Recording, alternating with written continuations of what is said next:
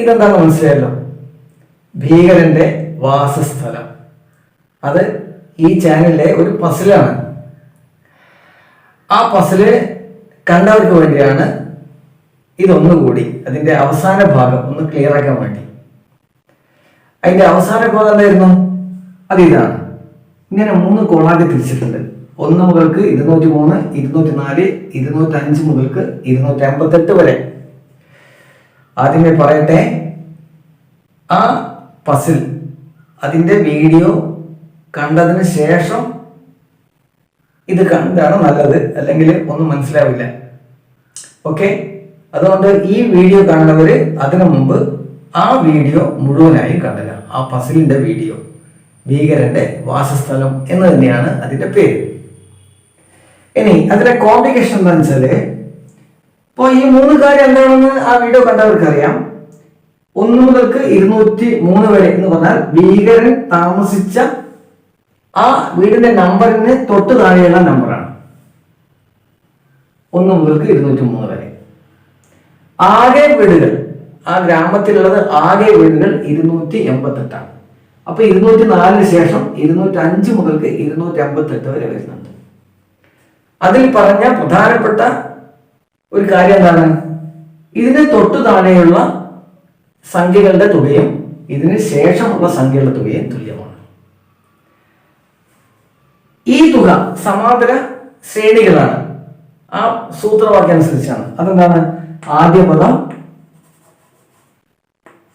പദം പ്ലസ് അവസാന പദം ഗുണിക്കണം പദങ്ങളുടെ എണ്ണം ബൈ 2. പദങ്ങളുടെ എണ്ണം 1 മുതൽക്ക് 203 ആവുമ്പോൾ 203/2.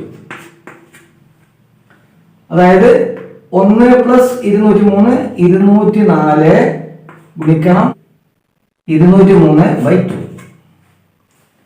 അത് നമുക്ക് കിട്ടിയിട്ടുണ്ട് 20,700. ഇനി ഇതിന്റെ തുക എങ്ങനെ കാണുക? സെയിം മെത്തേഡ് തന്നെ ഉപയോഗിച്ചാൽ മതി. വേറെ ആ സങ്കീർണതയാണ് ഞാൻ ഒഴിവാക്കുന്നത്. ഇതിന്റെ ആദ്യ പദം 205, അവസാന പദം 288. ഇതിന്റെ പദങ്ങളുടെ എണ്ണം, ഇതിൽ എത്ര പദങ്ങളുണ്ട്? 288 നിന്ന് 204 കുറച്ചാൽ മതി. അതാണ് പദങ്ങളുടെ എണ്ണം. എത്ര?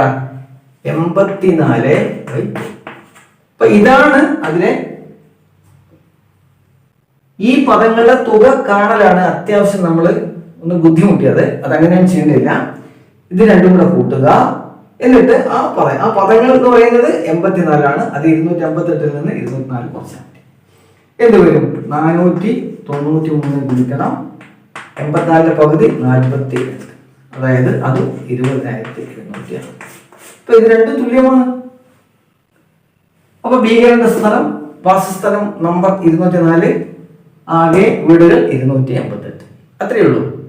അതൊന്ന് ക്ലിയർ ആക്കിയതാണ്. ഓക്കെ, എല്ലാവർക്കും ബെസ്റ്റ് വിഷസ്.